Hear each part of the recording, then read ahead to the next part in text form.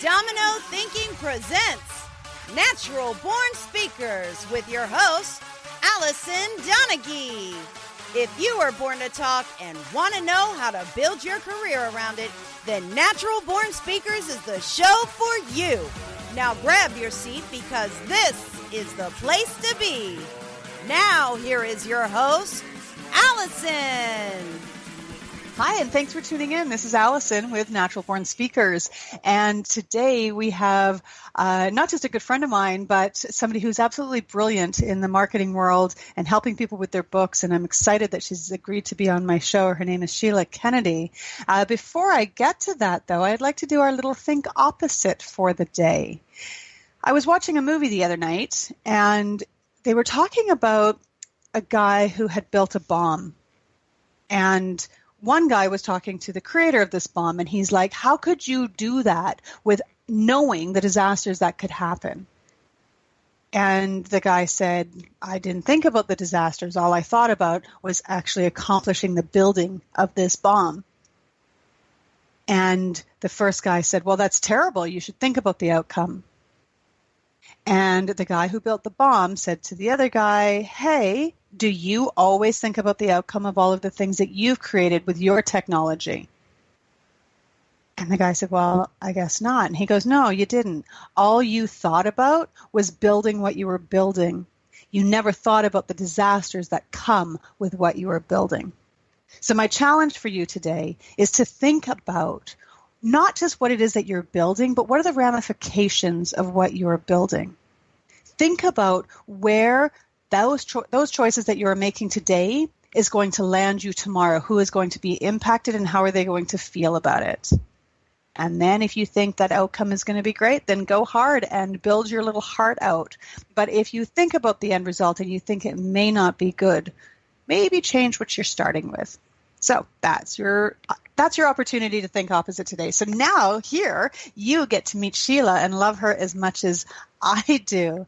She really encourages people to share their stories. And sometimes that looks like a new book or a marketing message or a presentation for the stage. So it's however you are comfortable with sharing your story. It's how Sheila will work with you to make it come alive. Welcome, Sheila. Well, thank you, Allison. You are just a doll. I love how you introduced me. That was so cool. And I really appreciate that. And let me tell you, you just kind of like blew my mind a little with that little think opposite snippet that you just presented. And so I'm kind of pondering that right this second. Yeah, it's working. That's what you're supposed to do. But you're not supposed to do it when you're a guest on my show. You're supposed to do it when you're listening or after the show's over. Come on now, Sheila. I know. I get caught up in the moment. I can't help it. I know. I'm the same way, right? You get that little worm in your brain and you start going, where does this make sense? Right? I love that, and I think we do that so often. We get so concerned in the building of things, and I find that even with the platforms that I help people build, they're so concerned with building their platform and getting their marketing messages out and all this other stuff. And they rarely stop to think about, well, what does it look like if I'm successful? And what if I build this and they do come? And then what happens after that? And, I think a lot of people aren't prepared. And then once they see that once they turn on the water faucet and they have all kinds of people asking them for things and following them and all of that there's a lot of responsibility that they weren't prepared for that comes with that. Oh, for sure. You know who I find are pretty good with this stuff are web designers. Yeah. Because they're like, are you going to sell things down the road? Are you going to do this? Are you going to do that? Let's build it in now so that it's there in case you need it in the future, in case that's the road that takes you down. And I have to say, with working with you, you're extremely good at it too. It's that how are your choices going to affect your situation down the road? Is this going to take you where you want to go? So anybody out there looking for somebody in marketing, Sheila's your girl to do this with. I adore you. You're wonderful. Thank you. I didn't say that either. I'm just saying that. There's a disclaimer out there. It's just her. Well, in fact, this is better because I pay you and I'm still saying it. Right? You can't really, I'm paying you for the privilege to say it. You can't really get a better testimonial than that, right? I love it. It's really pretty awesome. But you are so fun to work with, and you have so many great ideas, and you have so much going for you that, you are an ideal client, if I could, go there, because you have such a great message to offer.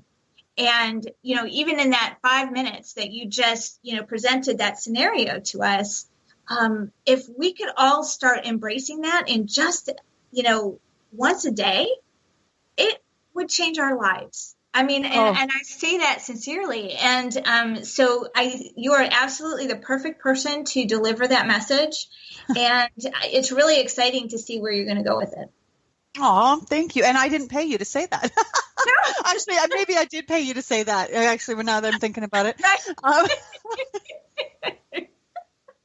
Well, thank you so much. And that's what's so exciting about it. That's what's exciting about working with you on it, is because you are so excited about it as well with me, which really helps keep that energy high.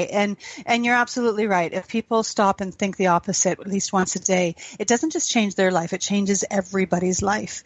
And because it has that domino effect, you now start to consider that outcome and what's going to happen with the choices that you make. So thank you for bringing that up. But I want to talk about you. Oh, okay. Second time the charm. I know. And that's what we're here for. I want to hear all about you. So tell me, how did you get to where you are now? Like, we know, and I say this to a lot of my guests, you did not come out of the womb being a marketing expert. Like, for me, it boggles my mind. It's really, it's not something that comes naturally to me. Other things do. This is not one of them. So how did you go from where you were? Like, where were you and how did you get to here? Right. So funny thing is I started college as a marketing major. Because I thought it would be really cool. I could sell stuff and I could, because that's what I thought it was. And then I had to take economics and I realized that I was never going to be a marketing major. And so that wasn't my thing. But writing was, and English was, and I enjoyed it. So I switched my major. And after college, I got a job with the Army, actually. And I became a life skills instructor, and I was a master trainer, and I would teach a volunteer force of instructors, but also commanders, soldiers, their spouses, DA civilians, the life skills and the management skills they needed to be in leadership positions and be self-sufficient. And that's like some heavy stuff, and we had to be really creative with how we presented those classes. There were 41 of them. And we needed to get really creative in order to get people to come and learn the stuff that we wanted to teach them. So that's kind of how it started. And, that love of marketing. And, it was all about how can I show you what the value that you're going to get out of what we're going to present. And then making sure that the presentations were always exciting and interactive and relevant. So, that's kind of how I got started. I began my first business in 2008, and I had no marketing budget. I had no idea how I was going to get this off the ground. I lived in a little rural town in Kentucky, and I really wanted to learn, how to make a difference with my business. It was a home staging and redesign company, and so I had to learn how to do that. And so I was studying all kinds of people, and that was just at the cusp of internet marketing. And so that's when blogging first kind of started, and all social media started and that kind of thing. And so I just studied my little heart out for a lot of hours. I actually just threw away about 10 notebooks full of information, of webinars that I would sit on, of coaches that I had, of branders that I had, all that kind of stuff. And I started blogging, and I ended up being very successful with that. I blogged on a platform called Active Rain. It was a real estate blog. They put a lot of money in SEO, so it helped me gained a lot of attention as far as that's concerned. That landed me co-hosting a radio show. Back then it wasn't quite as prevalent as it is now, so it was kind of a big deal. So it's kind of sounding like you were actually ahead of a curve on a lot of things. a little bit. Uh-huh. And, the radio show that we did was called Get More Business.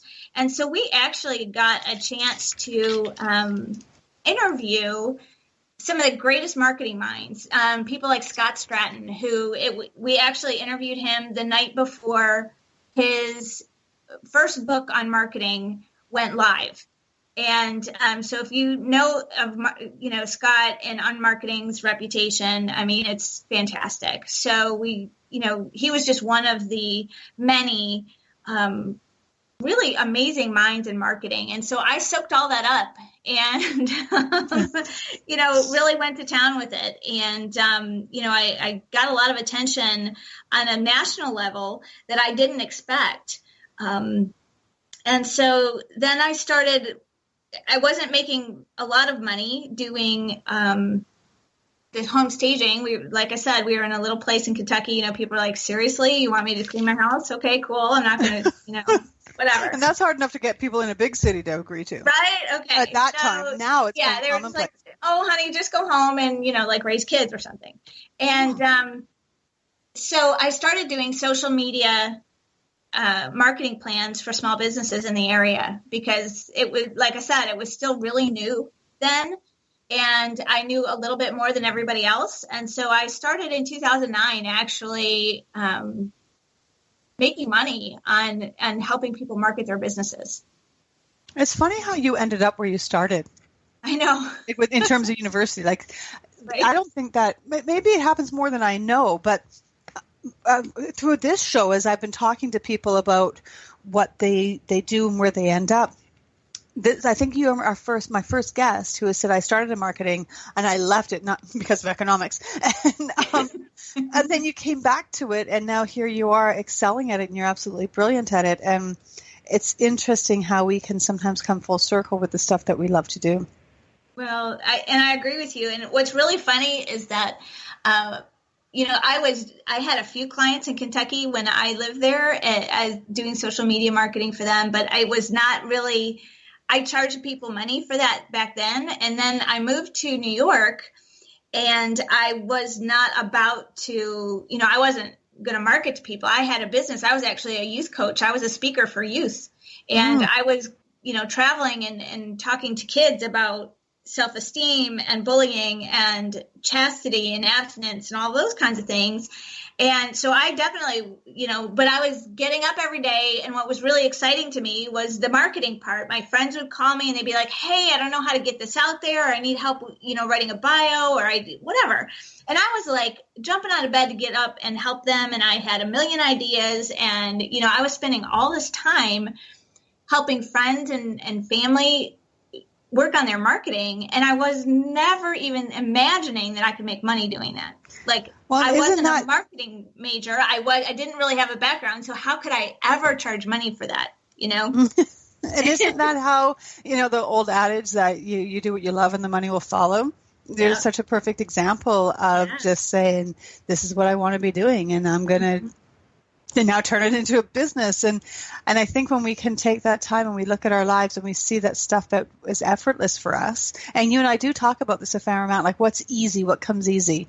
And then making that into the business really makes a difference in how successful you are and how happy you are, which really ultimately is the biggest success.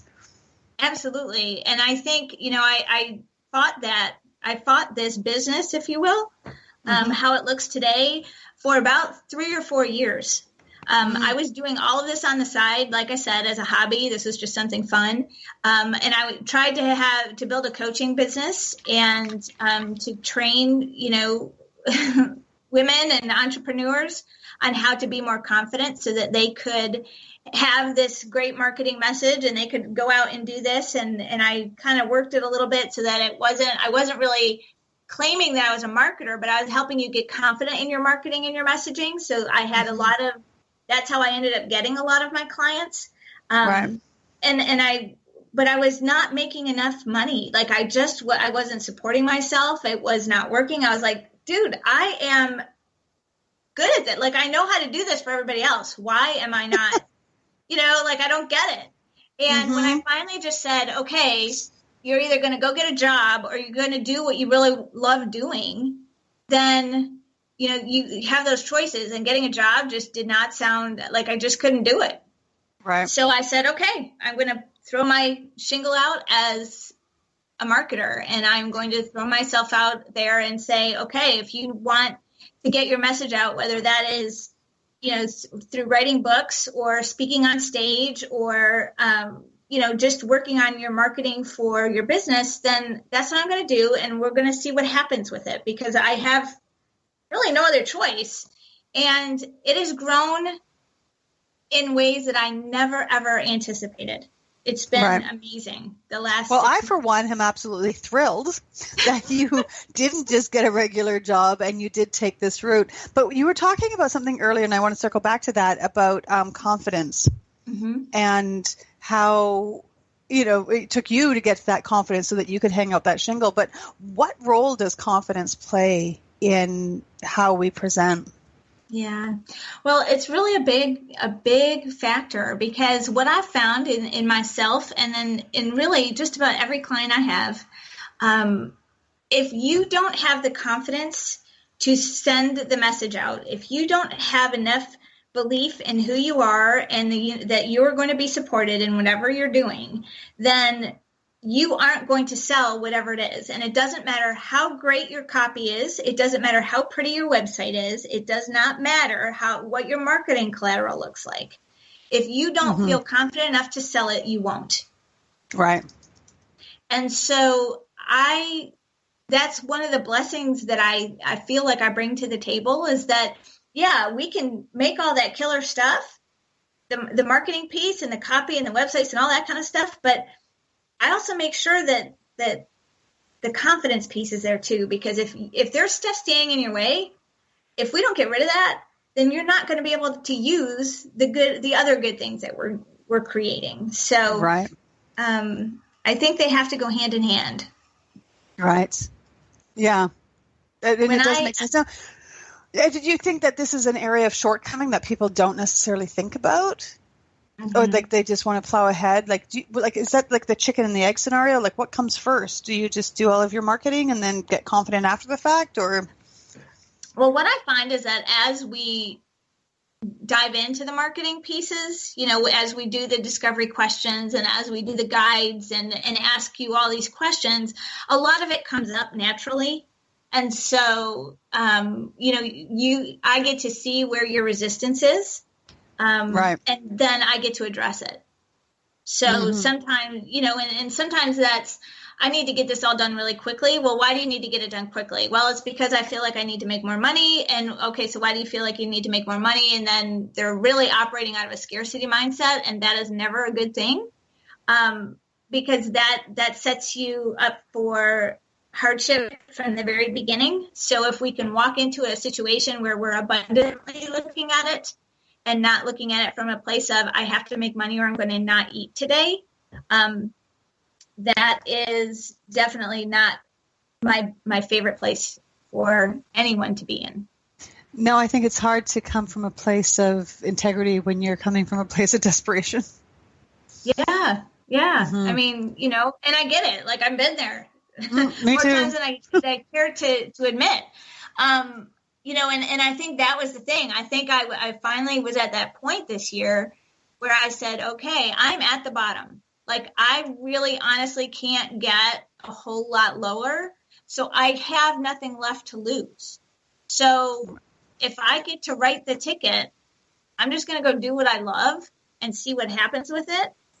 And when I came from that mindset, instead of, oh gosh, I have to do this because I have to make money, it was, I have to do this in order to live, right? Like, I wanted to live. I didn't want to, crumble up and let go of everything. So because of that, and recognizing all of the talents and the gifts, like, that I actually could make money doing this, that was the signal to the universe that said, hey, she's for real. she gets it. She understands. She's grateful for it. She is, she finally recognizes the gifts that she's been given. Let's, do some fun stuff for her. And it's been awesome. That's so cool. So now you've written books, right? I have. Yes, because this is a lot of what you do as well. Sorry?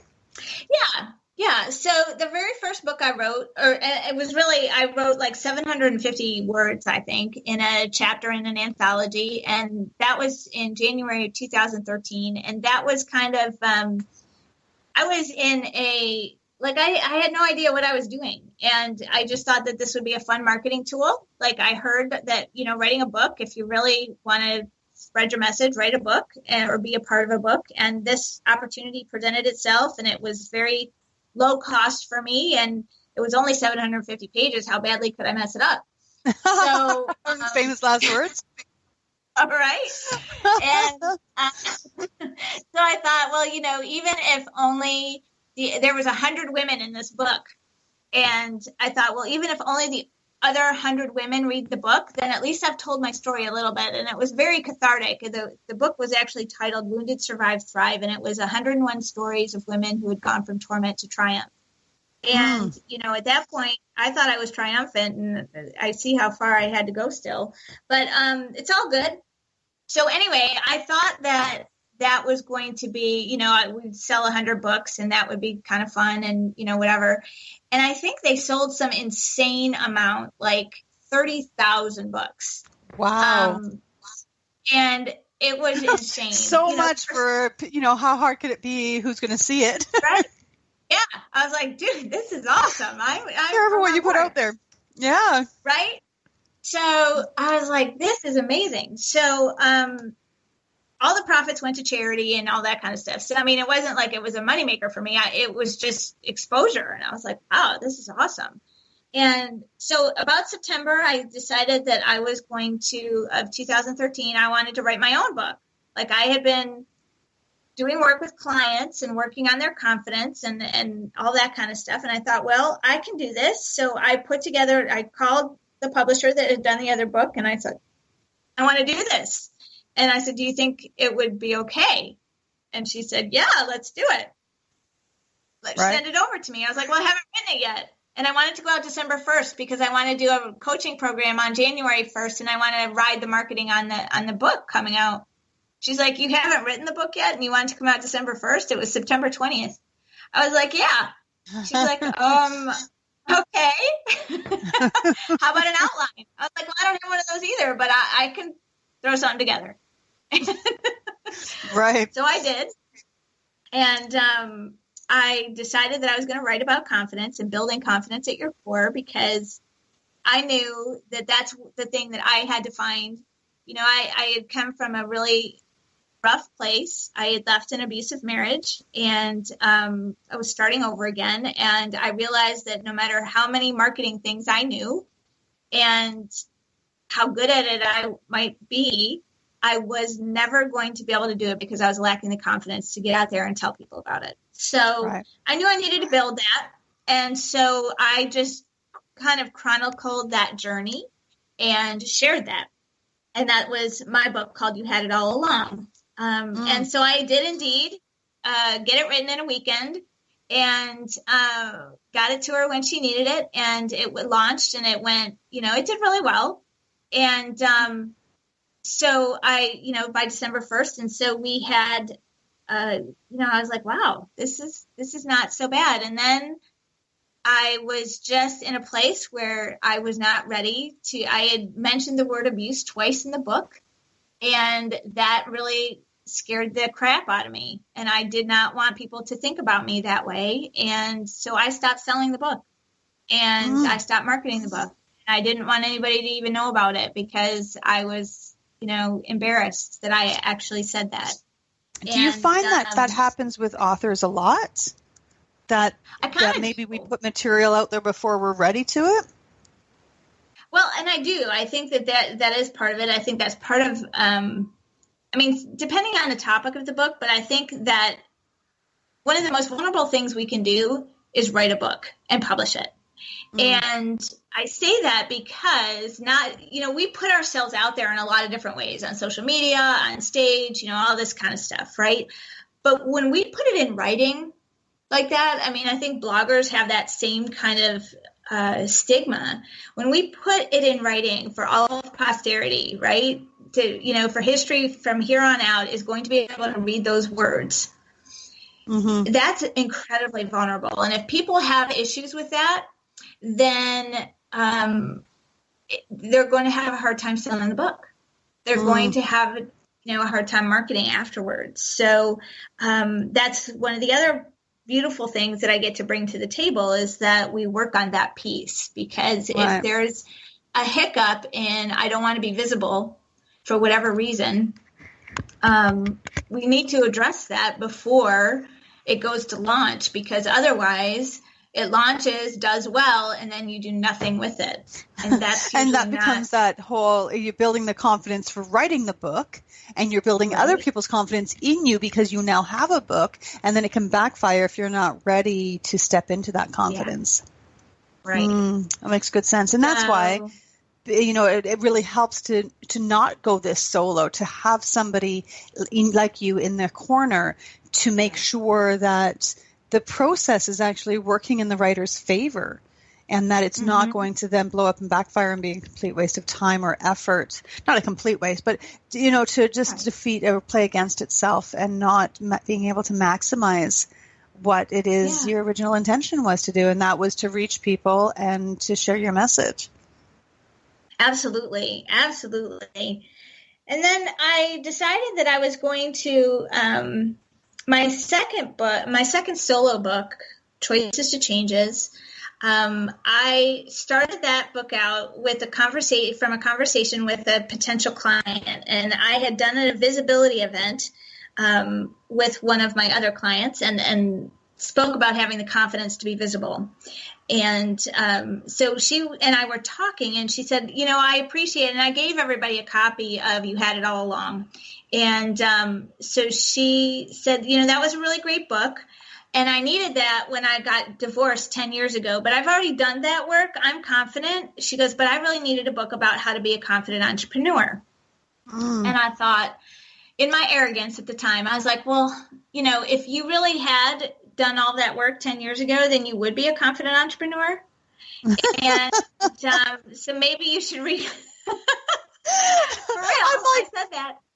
That wasn't wrong at all. I kind of agree with that. But so, I'm not really a feeler, so. Yeah, so I was like, okay, so I thought, okay, I need to take You Had It All Along, and I need to put the business spin on it, that entrepreneurial spin on it, because right after I had written that book, I did develop a book club around it. And so I was talking with direct sales companies. I did classes with Mary Kay and doTERRA and, a couple of others.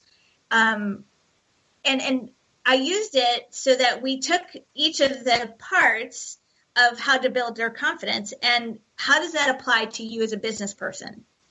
And it was great. It was amazing. I loved doing that. So I already had that in my head. So I was like, well, okay, so what I'm going to do is I'm actually going out to California, and I was going to an award ceremony for the You Had It All Along, and I was going to be able to go to James Malinchak's big money speaker conference for a week.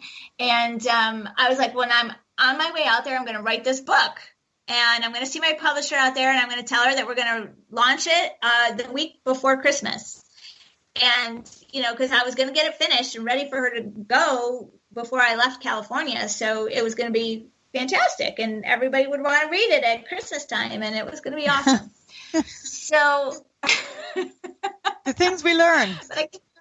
But I kept hearing these messages that whole week. And of course I didn't get it all written on my way. And then as the week progressed, I kept hearing over and over again, you need to give it time. You need to give it time. And I was like, I don't have time. And then I was like, why don't you have time? Like, whose timetable are you on?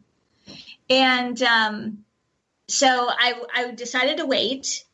And then I came home and had a conversation with my brother. And I love him dearly. He's a very good mentor for me. And I told him I was going to write a new book about how to be a confident entrepreneur. And he said, well, Sheila, that's awesome, but you can't write that book. I was like, excuse me? He said, you can't write I'm arrogant. I can write that book. Yeah. I was like, of course I can. Don't you know who I am? And, yeah. I'm like, hello. And he said, Sheila, you can't write that book because you aren't a confident entrepreneur. I was like, whoa. Ouch. Dude, I wrote that last book and I did that work. I am confident. Like, you can't deny that. Okay. I'm confident now. So how can you say I'm not a confident entrepreneur? He's like, if you were a confident entrepreneur, you'd be making more money. Nobody's going to believe you. You don't make enough money. I was like, oh, so confidence equals financial security. I forgot that was in the Webster's dictionary about that. And, but I was just like, at first I kind of blew it off. And then I started thinking, okay, well, first of all, the people that we had a great dialogue and he told me his perspective. I told him my perspective and I totally got it. But the people that he was worried wouldn't pick up the book weren't going to pick up the book anyway. Like the people he's a successful business person. He's making, tons of money. He's got clients, he's got systems, he's got all those things. He's got mindset, he's got all that done. So he's not the startup looking to get the confidence to go do and be what he already is. So, and he was talking about it coming from his perspective. And right. Which I found very valuable, right? But that's not who my clients are. Right. And that's important to know who that client is and who you're writing for and who you're serving. Because, or you end up marketing it to everybody, marketing it to no one.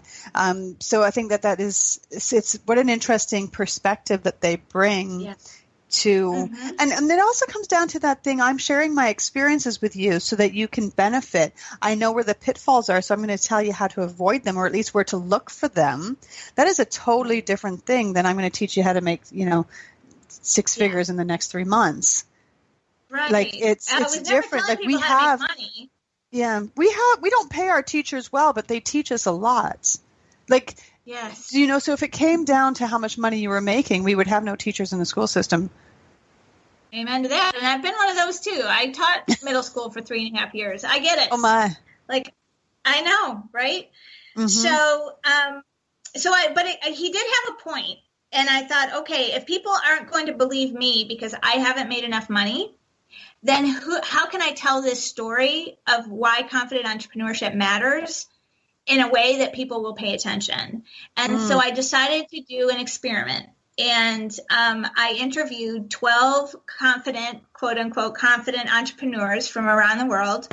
And I asked them for their best practices. I asked them to share their best practices with me. And so as we did that, and as I was compiling all of them, there were certain things that most of them did every single day. And so I didn't have the money. I mean, talk about not having money. I didn't have the money to publish the book.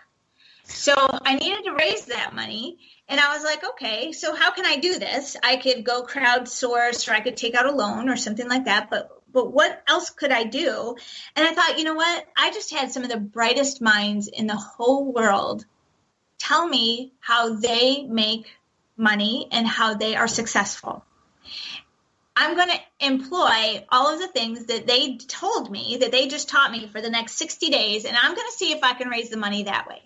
And I'm going to see what happens.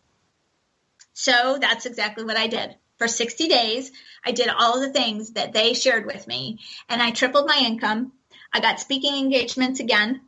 I was making connections with people. I was doing, I was only attracting my ideal clients. I was rocking the world.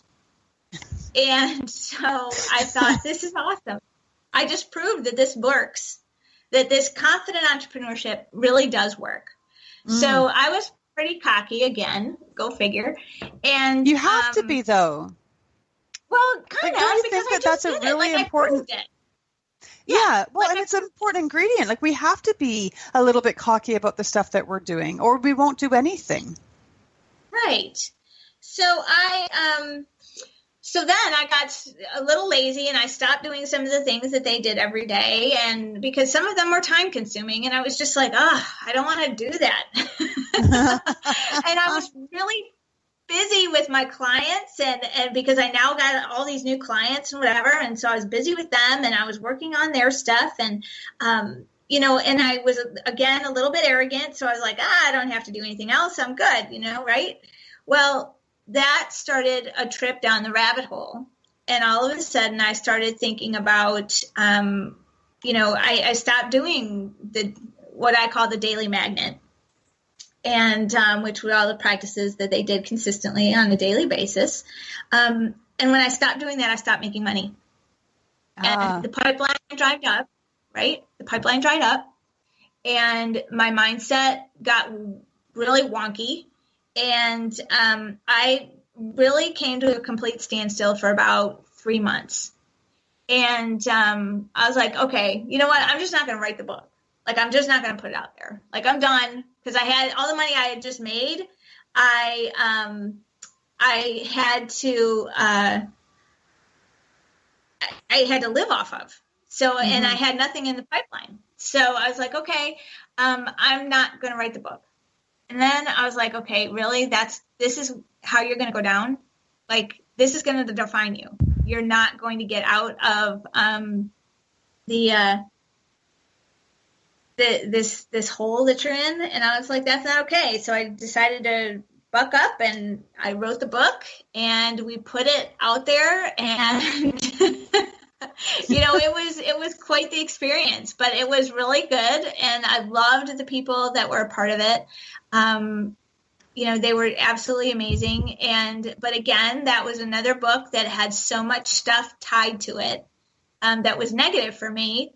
I stopped selling it. And I rarely publicize it anymore. And because it was just, it's a reminder that, you really made a mess of that. And, didn't really want that to be reminded. Right. I didn't want people, but it's actually a pretty good book. It's actually pretty amazing. So, I have to say, like, every once in a while I'll pick it up and I'm like, gosh, I really need to, like, share this with people. I don't. Oh, okay. Well, then I have a question for you then. Well, and it's kind of an obvious question at this point. So where do people find these books of yours? They're housed on Amazon. So they're still up there. So You Had It All Along is the first one. And the second one is Choices to Changes. And, they're actually pretty good books. I just, was not in a great place to market and put them out there. So that's why I think the way I've created and crafted the marketing and the publishing company at this point is because I have made such huge mistakes along the way and have had such a, kind of a negative experience. I mean, a lot of good things have come of it, obviously, but so much, But it wasn't the fairy tale ending you were expecting. No, not at all. I mean, I won't go to the whole bestseller thing and all of that, because that is a whole nother part of the industry that really breaks my heart.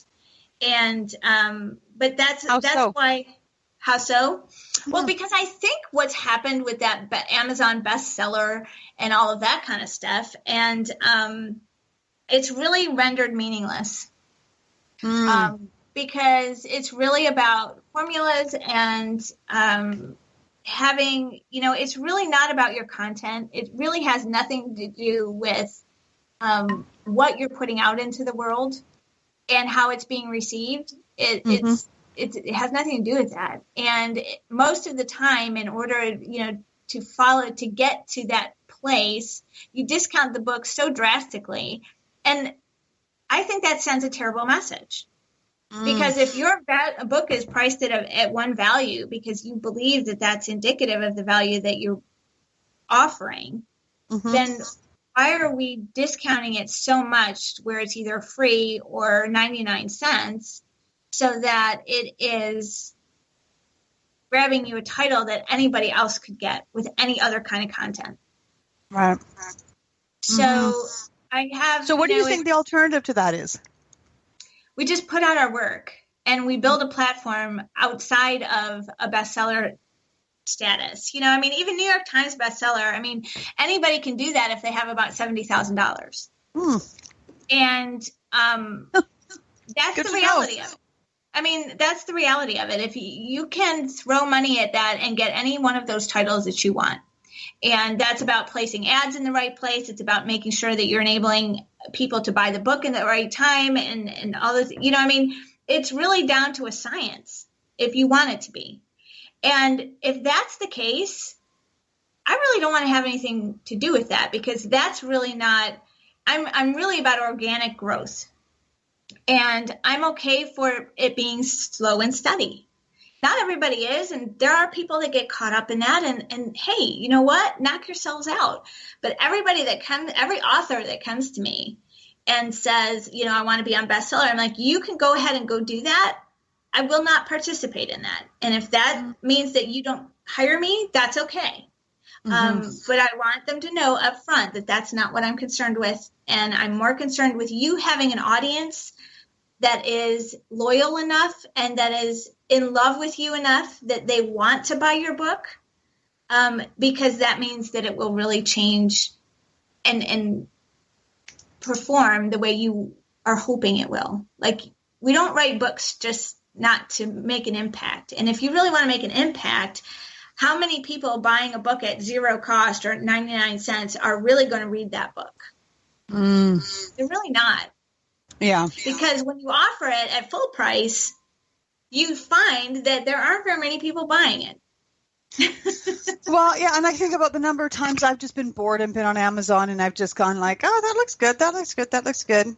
Right. And it's free, so I may as well buy it. But it might not even be something I'm interested in. So I totally get that you might get people to click on it. You might get people to buy it for a cheap price. But is it actually going to make any difference in anybody's life? Are they actually going to take that material that you've put into that book and do something with it? Right. So, and it was interesting. So from the first book, I actually bought a marketing package where it was sent, but, I bought the bestseller package. So let's go do this. And it was, it did. It was #1 international bestseller in, less than 24 hours. And it sold a lot, by normal standards, it sold a decent amount of books. To get the bestseller status, I only think I sold 3 books. But, that's a whole nother story. That's one of the other, and that's an Amazon thing. Like, that has changed a little bit, but not really. And so I thought I was going to, I remember, but we sold the book at 99 cents. And because that's what it was supposed to do. And so here I thought I was going to be getting this huge commission check. Like, I thought my royalty check was going to be huge and this was going to be so cool and I was going to be awesome and my life was going to be changed forever. And, when I finally opened up the dashboard to see how many books I'd sold and I saw what my royalty payment was, and I'm thinking, I sold thousands of books. This is awesome. And I sold less than 500. I was like, are you kidding me? Are you kidding? Like, I just was like, I wanted to crawl into a hole and hide. Right. Nobody knew I only sold 500 books or whatever. Well, we do now. Right? Right. Yes. So I'm really honest about it, because it doesn't help to share that, you're a rock star when you're not a rock star. So, yeah, I have some real issues with that, because I think that it sets people up for a false expectation of success and influence that they really don't have. Right. And that messes with people's heads. It really does. And, what you had said earlier, I just really want to draw more attention to it, because you had said that, you had such an experience with putting these books out, and that's why you're so passionate about how other people do it, because they get to learn from your mistakes. And I think it is so important that when we're working with people, that we work with people who have actually put in the time and the effort. And as you, I think, refer to yourself sometimes, or have been referred to as leading by example girl, because we can learn by your mistakes. And we're not teenagers anymore. We don't have to make all of our own mistakes with our parents warning us against it. We can work with people like you so that you're saying, this is why you don't want to do that. And there's good, sensible reasons as to avoid something. And when people consider the amount of time and money that they'll save by working with someone like you to get their message out there and to create a marketing plan, you're so worth the money that you're charging, because I could spend years doing this all wrong. And I know even before working with you, there was definitely things that I was doing wrong that you and I are correcting because of your experience. And I really encourage everybody who's out there and listening to really take what I'm saying to heart here, because be a grown-up about this. Set your ego aside for a minute. Acknowledge the fact that you don't know everything, and then go to somebody who does know. Because at the end of the day, your reputation will remain intact. You'll be able to build it, and it'll make sense on how you're doing it. So I, for one, thank you for going through all of the crap that you went through with your books, and with your experience and your trial and error, because that is such a gift that you bring to the table. Well, thank you, Allison. I really appreciate it. And I wrap it all in gratitude, because I haven't had the best experiences, but I don't want anybody else to have the same experience. And so it is important to me to help people. It's taken me 9 years to build a platform that makes money. And there's been lots of mistakes made along the way. And I don't know, sometimes, it's a crapshoot, whatever we do, no matter how much research we do, no matter how much, planning and strategy we create. Sometimes we just have to try things, right? But I've done an awful lot of trying, and I have some really good feedback. I have some great data to be able to share with people. And sometimes I'm a little off the mark, but most of the time I kind of nail it. And so I think that is always, I know I wish I had a partner like that. And I've had coaches and I've had, mentors and things like that. But I think that having a partner in publishing and really getting your message out there, having that kind of a partner that's able to support you and encourage you is really important, because I didn't have that. I was given a couple deadlines, and I appreciate her very, very much. So I'm not, slamming the experience at all or anything like that. I learned a lot. I gained a lot of knowledge from both, all three of my experiences there. But and I think that know I didn't have go that. Ahead. Yeah. No, I was just going to say I didn't have that support, and I don't want anybody to feel like they don't have access to that. And it's finding those people who are able to fill those needs within the void in your knowledge base, and really getting those right people. And what is so difficult I find these days is, one, finding people who actually not just know what the word integrity means, because that seems to be a challenge, but who actually live it and practice it, which you certainly do. But it's difficult to find people who are actually any good at what they say that they're good at. And I think part of it is that we feel we have to offer more than we're able to offer, instead of offering what we do really well. And I think it has to do with all of these Facebook ads about, oh, hey, get 6 figures in 2 months. And, who's really able to do that? It's a fairy tale, but we want the magic pill. We want that quick fix. We want that ease to our pain and suffering. And of course, we want to make 6 figures in 2 months. And we believe that that's actually possible. But unless, you've got some real magic tucked up your sleeve, and you come across the right people at the right time, because there is an awful lot of luck that goes into that, you're just not going to do it. And slow and steady is really the way to go. And you and I talk about this slow and steady, and it doesn't happen overnight. And I think it's just so refreshingly honest of you to say, this took me 9 years, because that's a reality. It does take time. Like maybe it's not going to take you 9 years. Maybe it's going to take a person a year or 2 years or 3 years to hit those six figures or whatever the case may be, or whatever that mark is. I'm saying six figures just because, oh my God, we're hearing it everywhere. 10 times your income. But I think unless you know if that person started with an income higher than zero, what does that 10 times your income mean? And I love how real you keep it. Well, I can't keep up with lies. So I just, it's not worth the time and energy. I don't have that to give. So I'm just really real about it because, I think that the most powerful words, and Brene Brown, made this observation, the most powerful words in the human language are me too. And I think that we are constantly judging and being judged, and we have a standard of perfection, and we have this standard of, right now in today's market, the perfection is making six figures. Well, seriously, what CEO of a major corporation is walking around saying, I made $25 billion this year? Sorry, they're not. Okay, if you have to tell me that you're doing that, then you probably aren't.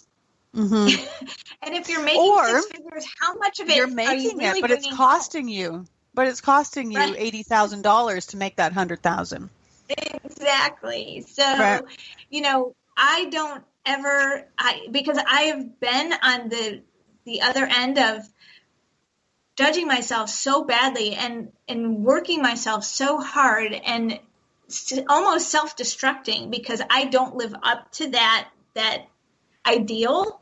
And wanting to so badly that I finally had to come to a place and say, you know what, maybe that's never going to be my reality. And I can't be the only person.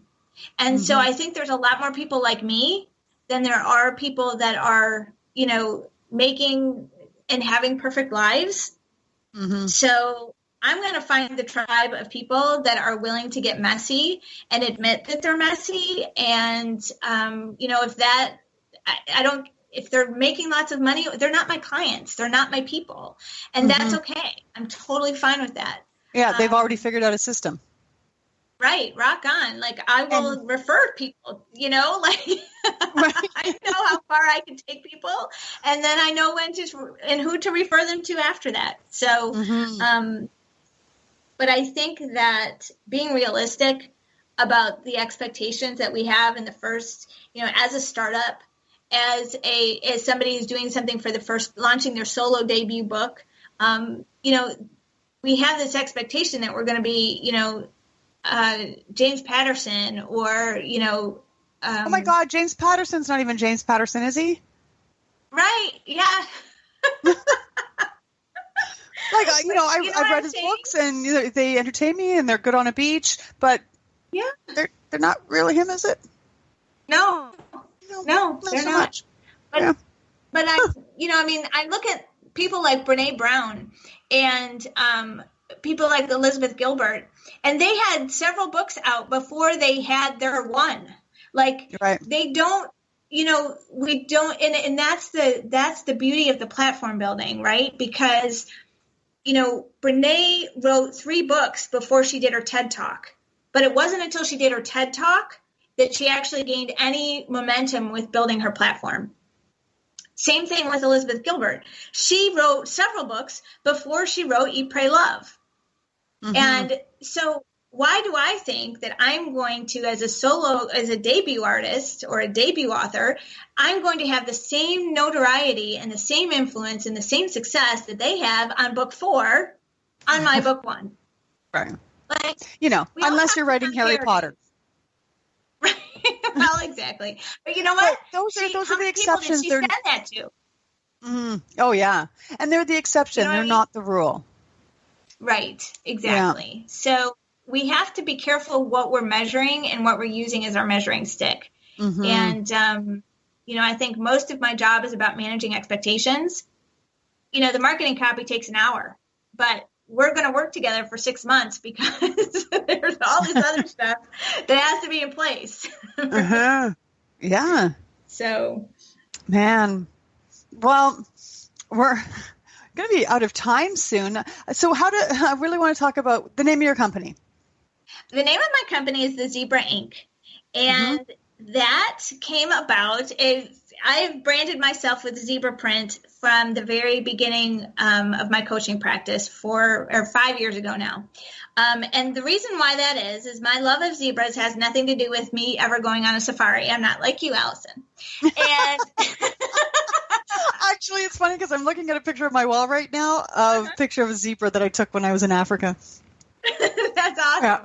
Well, the zebra print's important to me. I was in a really rough situation, and I had to make some decisions, and I was kind of backed up into a corner. The rock was coming towards me, that proverbial between a rock and a hard place. And I didn't think that I had any choices. And I said that out loud. I said to a friend of mine, I don't have any choices. I'm going to get smashed by this, situation. And he said, Sheila, you always have a choice. And I was like, no, you don't get it. Not this time. I don't. And he said, no, you always do. And so I started thinking about what other choices I could make. And I actually did get out. I did get out of that situation, and I made different choices, and it was probably the most empowering moment I've ever had in my life. And to know that I could, be powerful enough to not get literally smashed by this. And so a couple months later, I was reading a poem by Shel Silverstein, and it was called The Thing About Zebras. And he had asked the zebra, are you black with white stripes or white with black stripes?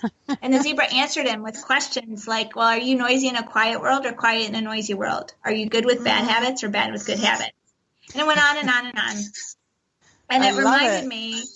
And so I use the zebra print as a visual reminder that I have the power to choose.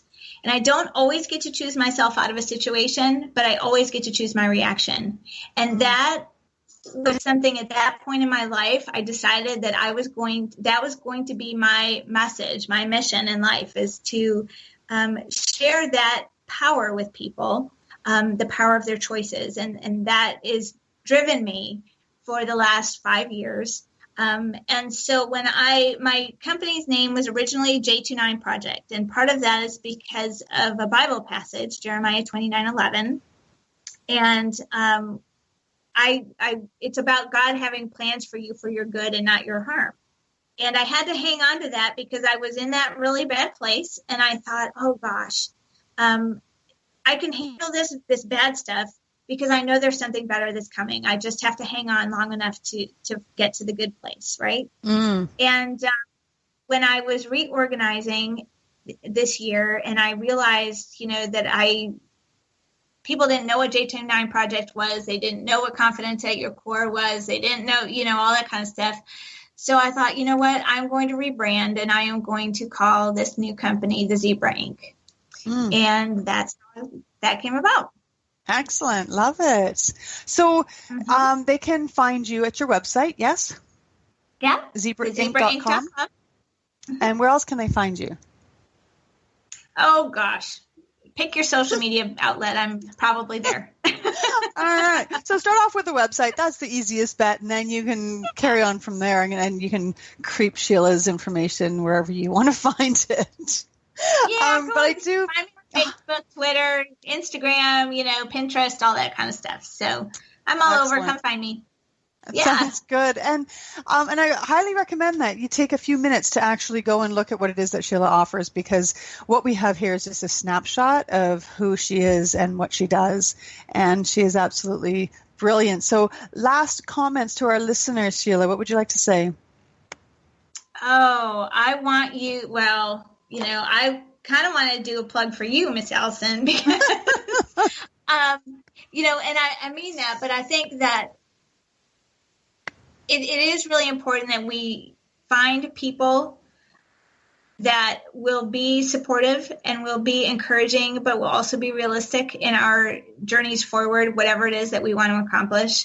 And so it doesn't necessarily have to be me, but I encourage everybody to find that person because it does make a difference. What we're doing when we're in the industry of changing lives, self-development, whether it's your businesses that we're developing or your personal lives, it can get kind of dark and crazy sometimes. And so having some bright lights in your life to light the way for you is really important. So go find those people.